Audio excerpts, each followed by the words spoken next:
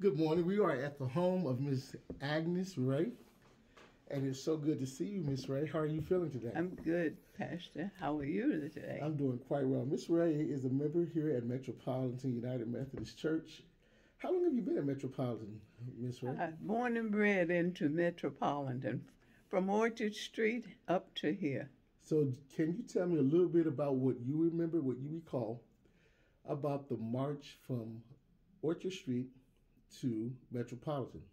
I remember at that time I was 5 years old, and I remember peeping behind the Carrollton Avenue door with Bessie Harmon. She was superintendent of the Sunday school at that time.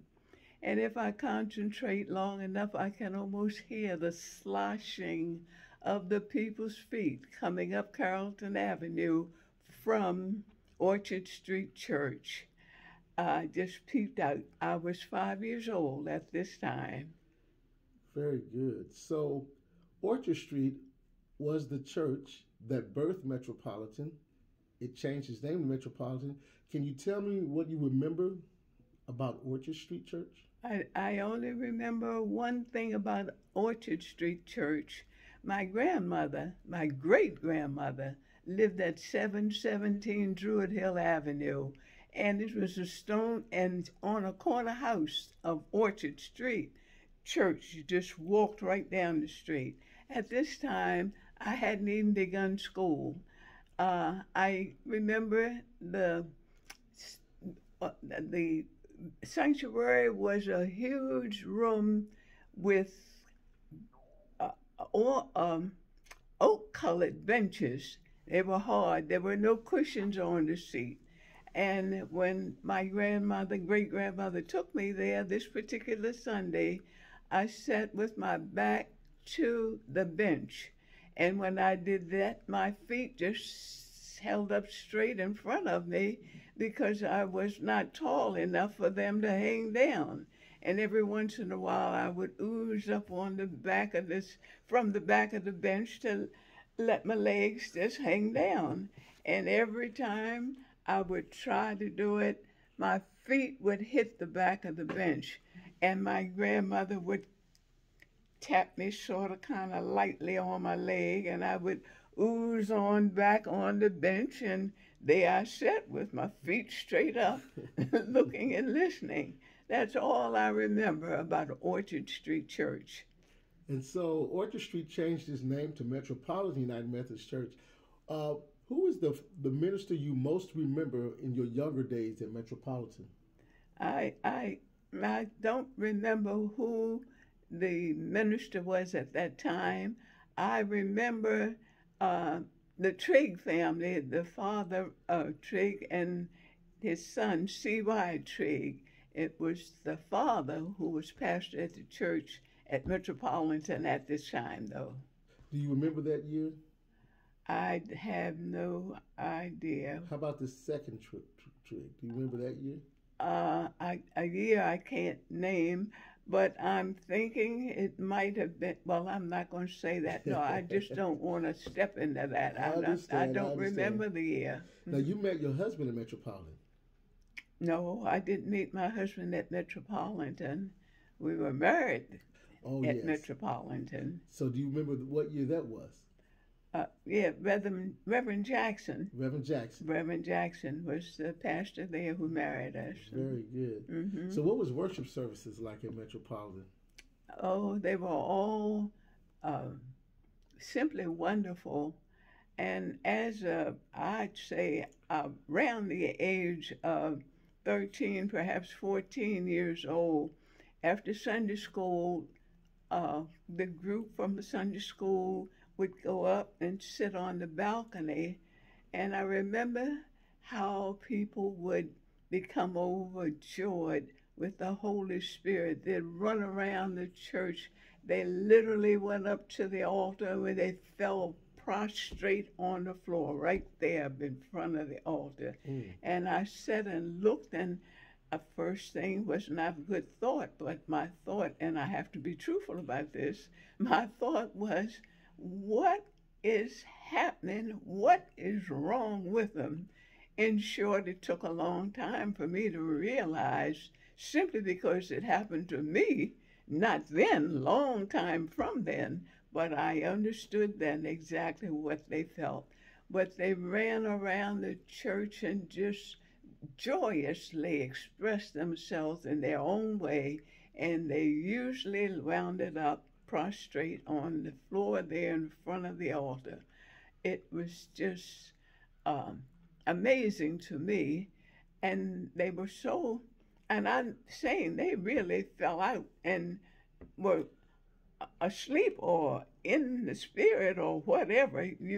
They moved, they could not move, they did not move, they had to lay there until, or sometimes someone would help them to sit up and to get up. But it was just so impressive to me.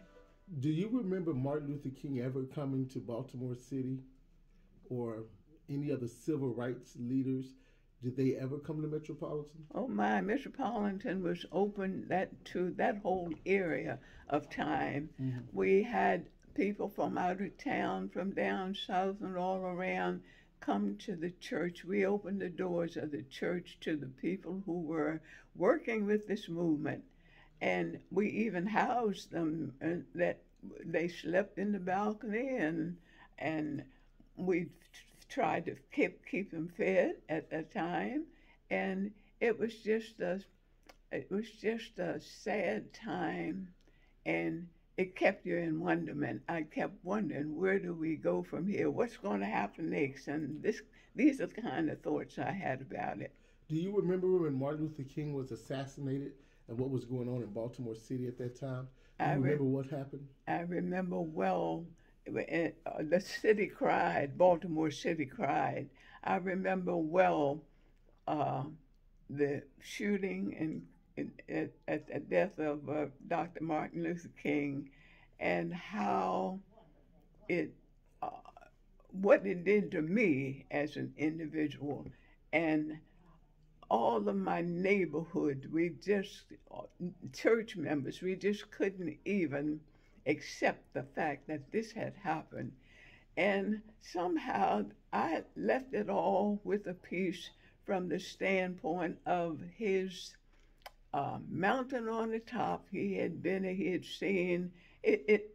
He was told in some manner exactly what was going to happen, and as far as his longevity and his life was concerned. And that was sort of kind of soothing to me to know. In short, I think he just expected not to be a long life liver, and he proved it to himself. Mm-hmm. Mm-hmm. Did you ever experience discrimination and racism in Baltimore City? Say it again. Did you ever experience racism and discrimination in Baltimore City? Oh, my Lord, did I ever? I sure did. I could tell you tales from now until this time. Maybe I'd never stop at the age I'm at, but yes, indeed, I do. I don't know where to begin. As a youngster, and I mean in elementary school, I was, I guess, around the 4th grade. I somehow got a job working at, and I went to school every day. In the summer, I would go and work at this place all day. It was a big boarding house, and the lady's name was Miss Louise Henry. I'll never forget her.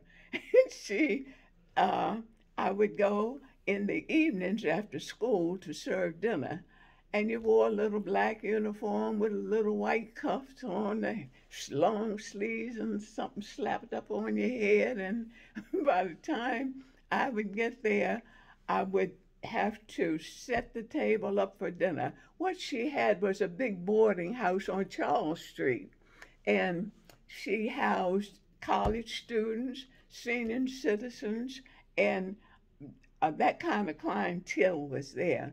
And this was a huge dining room. There must have been about 10 large tables, round tables in this dining room. And I had to set them up for each table full.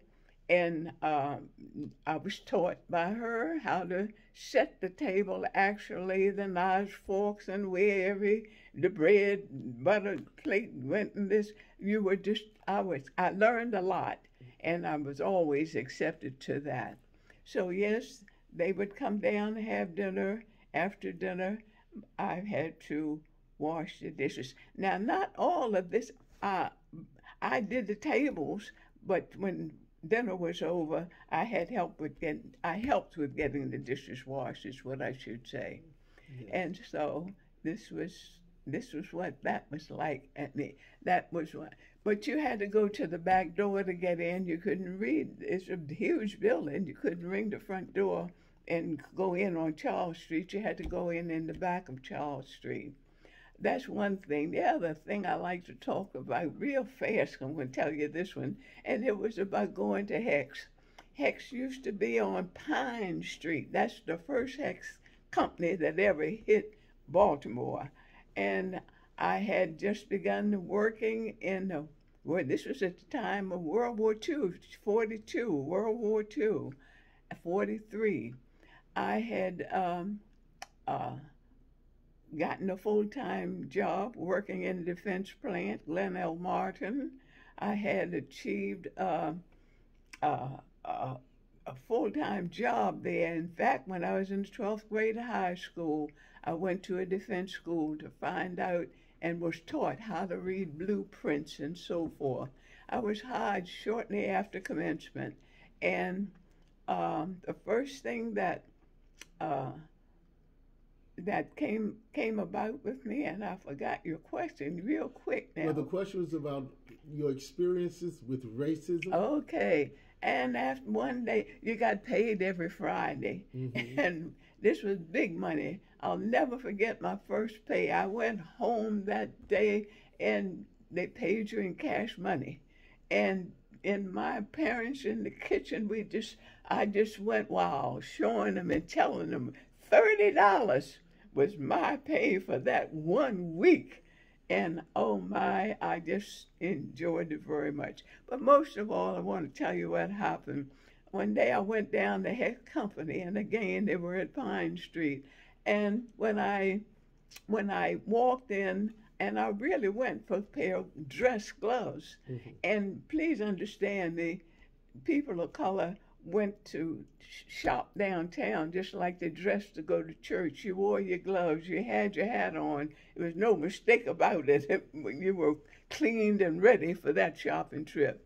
And when I walked in the door, not too far, the counter that I wanted to get to was not too far away. And I walked up to the counter, and at this time, there was one white person there that the worker was working with. And I looked around, there were baskets on the counter with gloves, and this is, again, was what I went for. And I looked at all of those, and while she was waiting on this one white person, a second white person came in. And sure enough, when she finished with that person, she took this other white person when I was next in line to be waited on.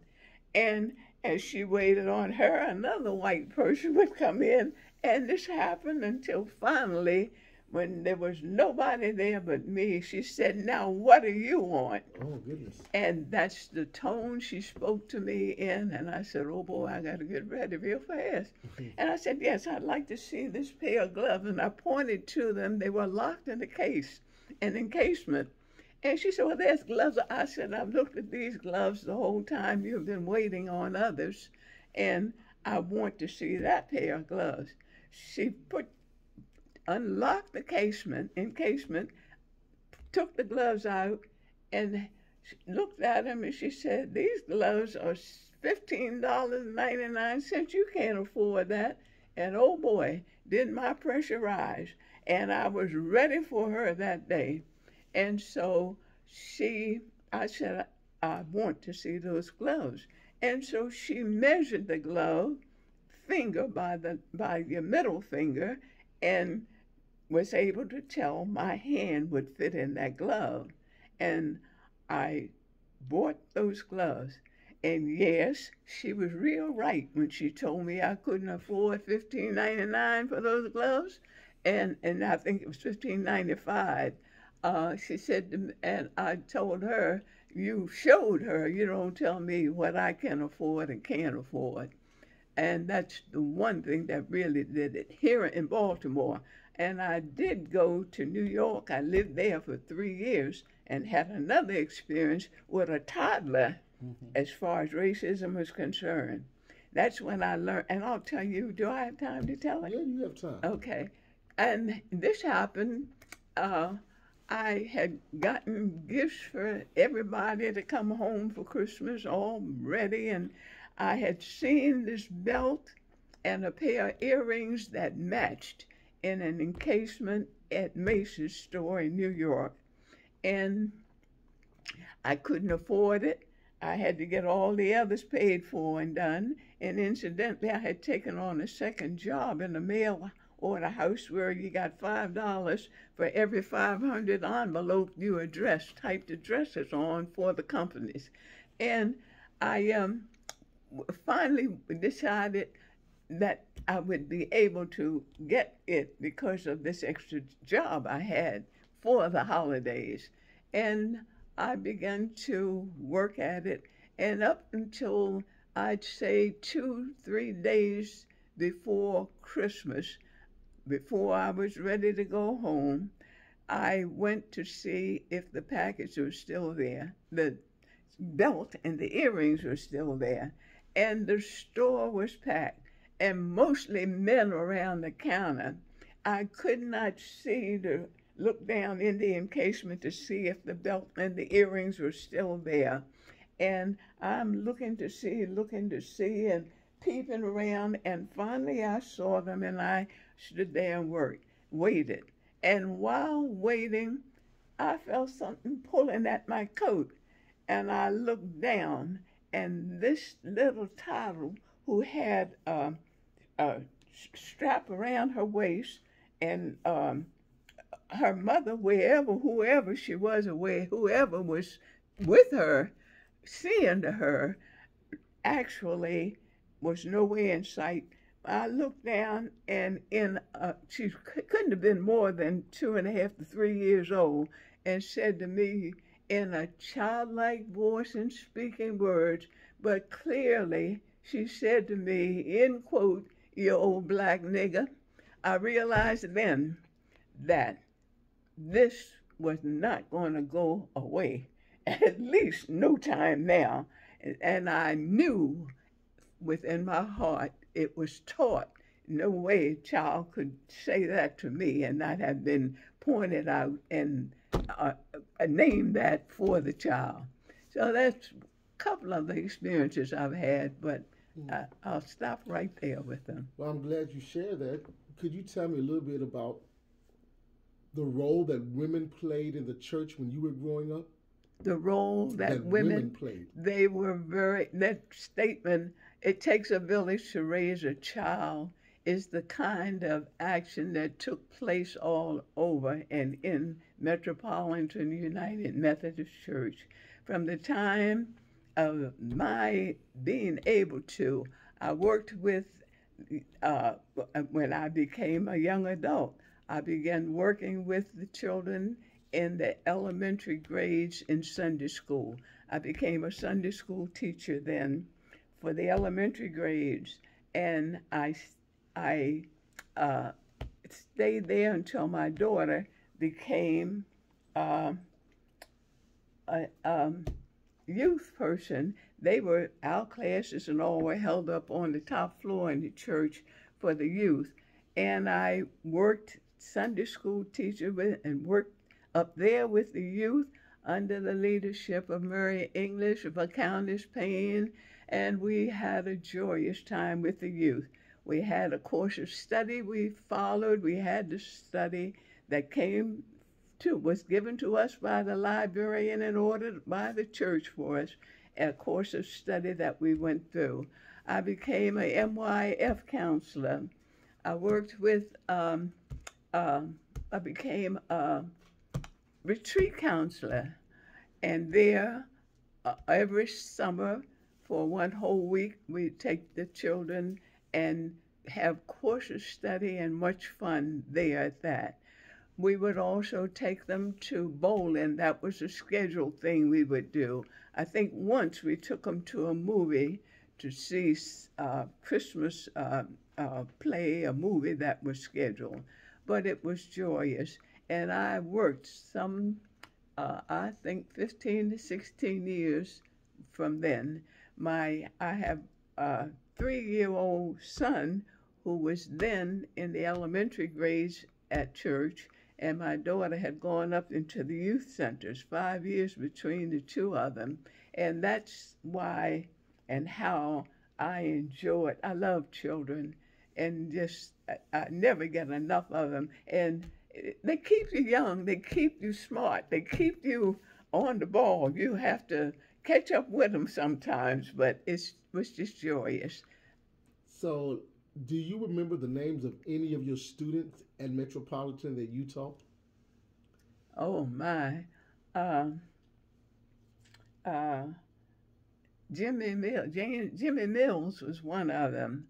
Uh, uh, oh my. I had one student who lived right across the street from Metropolitan. They were the offsprings of all of my age school persons, high school and all, who had married, and they all belonged to the church family in general. Mm-hmm. I don't remember their names, but I do remember one person who lived right across the street from church, and we were at a retreat, and there was courses of study that we would go through with retreats that allowed the children to express themselves and say just what they feel. This one girl stood up. I can't say her name, and somewhere in my house I have the letter she wrote to me personally, thanking me for standing up for her in a choice subject she planned. She chose what she wanted to do about it, and everybody else was sort of down on it. And I just had to remind her, just remember, you express yourself, say what you feel, what you want to say. And this is how she responded. I know she left when she graduated from high school. I think she went into service. I can't say her name for love nor money, but she was very inspirational for me. That's one person I know I had touched in the right way. And really, it all boils down to expressing yourself. So that's all I allowed to do and asked her to do. What high school did you attend? Again? What high school did you attend? I graduated from Frederick Douglass High School on June 24th, 1942. Wow. And yes. That was right at the beginning of World War II. Right at the beginning of World War II. And I had prepared myself to go to work with the at the defense plant mm-hmm. that I spoke of earlier, mm-hmm. Glen L. Martin. And at Glen L. Martin, I had so many people. I had to operate a machine. You had to wash metal and until it shone like you had to clean it first. There was a liquid that you put on it and you cleaned it. And you had to have the metal looking like aluminum foil looks when you pull it out of a box.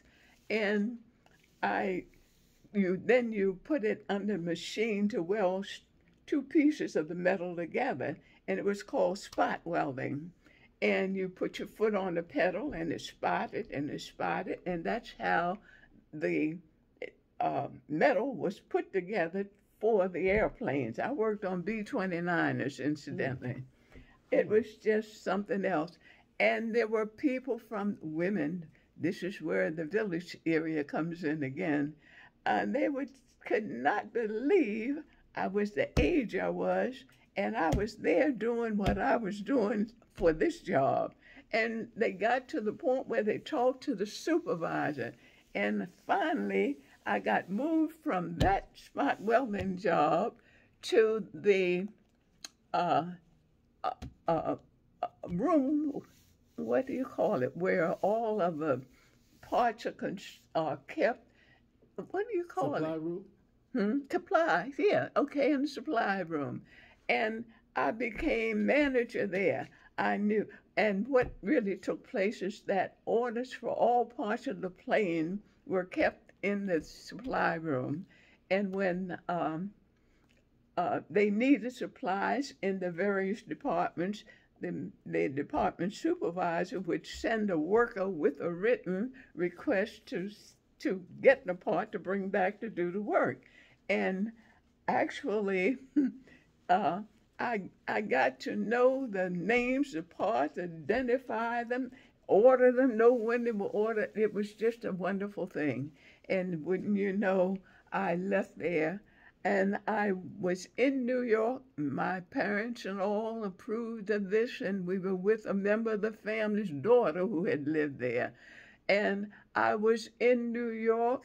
I see now the gong of people, the throngs of people who were in the street downtown. So I was there celebrating the ending of World War II. You were in New York City? I was in New York City. I'll never forget it. And I've seen pictures of that. I have. Of the I was there. I literally was there, and it was just such a joy to know the war was over, and it was just so wonderful to know we had won it.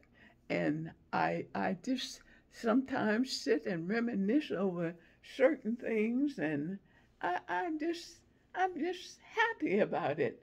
I was there, and I saw it. So did you ever get a chance to go to college?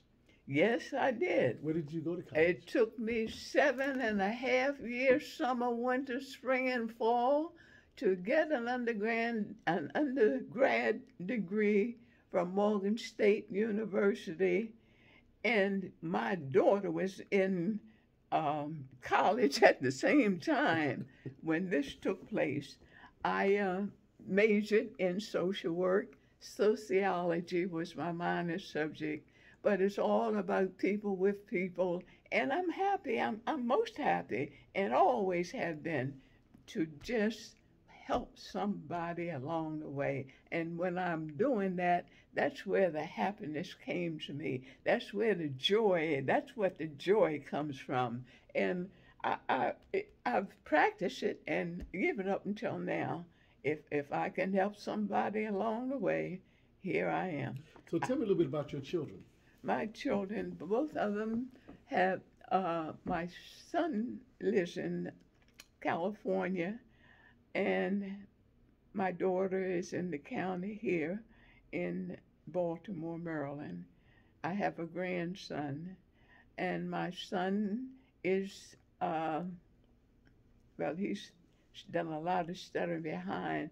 After both of them got their masters, my son became, I can't say, it's an environmental specialist is what he was then, and this has been some 15, 20 years ago. And so he has studied and gotten degrees in other areas of this one thing, environmental, meaning like paint in the house and the children get the poison from the paint and all of that. Even until today, that along with, he's working with the virus issue now in places he's doing at this time. And my daughter got her master's, was a teacher in special ed, and that's their statuses as of now. Were they active at Metropolitan Church? And my daughter sang on a choir. I worked with Reverend Carrington, N.B. Carrington, with confirmation classes, and his wife Agnes, also Carrington. And for 2 good years, even more than that, because every Saturday there were confirmation classes or study that Reverend Carrington would give them, little homework assignments he would give them. And this took a long period of time. This would start around October in the year, and it lasted until just before Lent time the next year. And it was very joyous. He took us all around the church, and it's a beautiful edifice, really. And every wind of the story biblically, he explained to the children, took us totally through the altar, showed them and told them where the pulpit was, and that was for the pastor, and opposite, where everyone else spoke, was called the lectern. And every little thing is just a storybook tale all around, and it was just enjoyable. Do you think the church played a major role in the development of your children in some kind of way? That and the parents, definitely. Mm-hmm. Without them, it would not have been. Mm. It would not have been. Well, I never did ask you about your husband. You were married in Metropolitan. What was that like? Okay, marriage. We had a wedding there, and all guests around, church members majorly, and a few friends. I had friends from Philadelphia that were there for. In fact, my maid of honor was a person from Philadelphia, and it was a lovely wedding. My husband was a seaman, and not just a seaman, he was a master mate of pilots, meaning he was the second person next to the captain of the ship. And he sailed forever and would come home and tell lovely stories about this, that, and the other that he encountered while he was there. But majorly, he had to keep and be ready to take over in the absence or illness or anything that should happen to the pilot. He would be piloting that ship. Wow. He belonged to the Master Mason Pilot Union, and he was the only black person in it. Wow. And we would go to special occasions, and the two of us would be the only two black people in that crowd. And the others were wives of the members of the ship and the captain and his wife and so on. But it was just a learning experience, and this kept him away from home a lot. Yes. And not for a period of time. I'm talking about 2 and 3 months. And of course, I became the mother, the father, and they were young enough to not realize that, but that it was. And I really got real close to God with that. And I did long before that. Even when I was working at Glen Martin at the time, I told you about the first pay I got.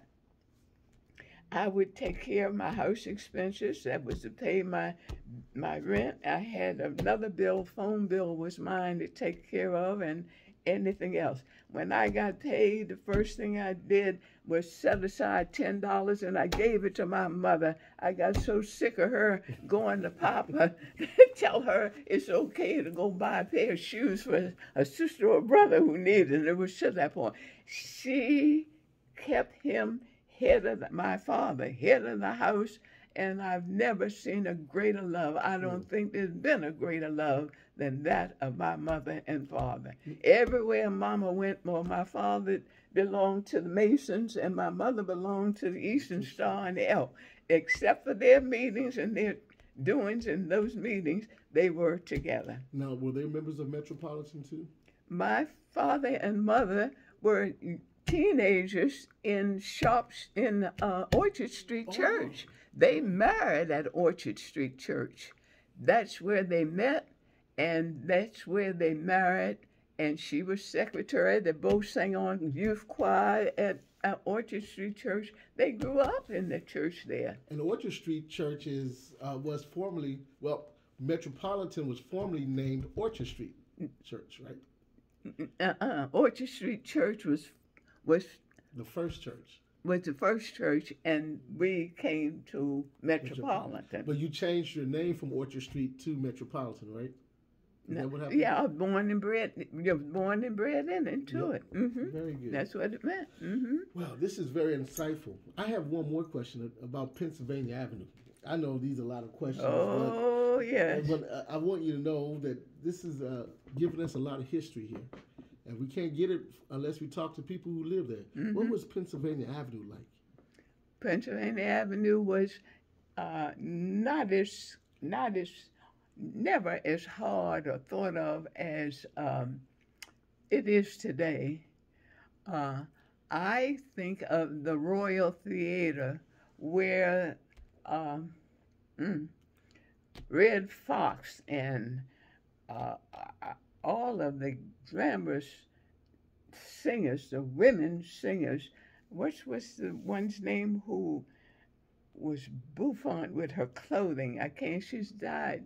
Not well. She'd been dead a couple of years ago. But all of the stars from black stars who sang and were well noted, were those. Did you ever go there? Yes, I would try to go see everyone. What did it look like on the inside of the Royal Theater? What was it like? Just like any other theater with the regular seats. They were not plush, but they were very comfortable seats. And the stage was quite large. And the entrances, you would have 2 aisles to come down. And I guess that's as much as I could say about it. The drapery was royal all around the stage and the sides where windows were. It was plush. It was plush, no doubt about it. Was there a balcony in there? Yes, there was a balcony, and I never got up to the balcony for anything. I had to sit down and be in it. and that's my standpoint from it. Did you ever dance? Did you like to dance? Oh, I love the dance. It used to be a guy who lived across the street, and we lived in a home, 1012 Edmondson Avenue. His name was Billy Church, and we, on Pennsylvania Avenue, there was a dance hall, maybe a block or two down from the Royal Theater. But when we would go dancing, you walked up some steps, you paid your fare, you walked up some steps, and you were right there for anything and everything. Music playing well. Noted bands are there. And this guy, Billy Church, when he and I got on the floor to dance, everybody sat down. That's how great you could really dance. Now, what dances did you used to do? Oh, they were all 2-step and. Do you remember the names of the dances? Well, the cha-cha-cha was one of them, but the standard 2-step dance and is the one that was that I think of most when you speak of dancing with him. The sort of formal-like dances were those that we encountered. So this is my last question. Do you mind me asking your age? Mm-hmm. Yes. I just want you to know, and I don't care who knows it, I'm 97 years old. Wow. The third child of Agnes, of my mother and father, Arnett Taylor. And you know what they say about a third child. You know what they say about a third child. In case you don't, that's the child that really gets it. That child, because they're so busy with the top 2, and we were all like stair steps. Mm-hmm. And so I was sort of feeding in the middle, fiending my way through, because the older sister and brother were company for each other, thank you, and others, and I was just left out of everything. And so I had to assert myself after several beatings that I didn't need and didn't deserve, but it finally got all straightened out in the tough. Well, I do thank you for taking this time to share so much rich history. Mm-hmm. It is very important that we share this history so that others behind us can look at it and get a glimpse of what it might have been like. Yeah, If we don't know where we come from, it'd be difficult to know where we need to go. that's so true. Well, you're more than welcome, and I hope you enjoyed it. I But did. and I never stop talking. It's I okay. can I can talk and talk and talk about my life and my past. There's been tears, there's been joy, tears of joy, there's been tears because it was called for tears, and so on. I feel I've experienced just about every uh, kind of kind of uh, feeling there is to experience, really. And I just, I just somehow wish and hope the very best for everyone throughout this world, not just black people here, not just black people, because I have very winning stories with white people that really taught me, took me in as a friend and taught me. So it's not always that way. There are good people all over the world. That's something we have to really realize, even though we're suffering still now from our heritage and our being. Well, thank you so very much. Is there one word of advice you would leave for us to follow so that we can reach 96, 97, 98, 99, 100 years old? I didn't tell you, but you have to push and you have to work and you have to work. In fact, I didn't have a childhood because of taking care of my mother, and I realized that she was bearing down with the baby step by step.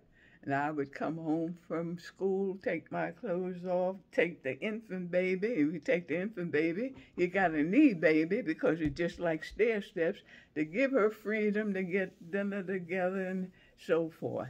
But I enjoyed it. I was happy.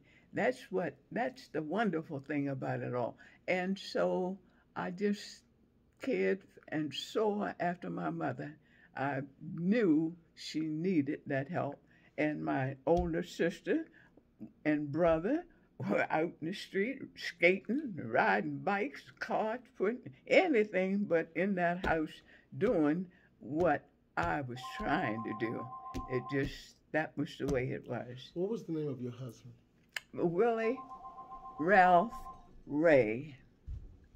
Well, thank you so very much. Mm-hmm. And I just thank you for opening up your home to us and for allowing us to interview you. Oh, you're more than welcome. I've enjoyed it. Well, thank you. Mm-hmm. Okay, let me see who this is.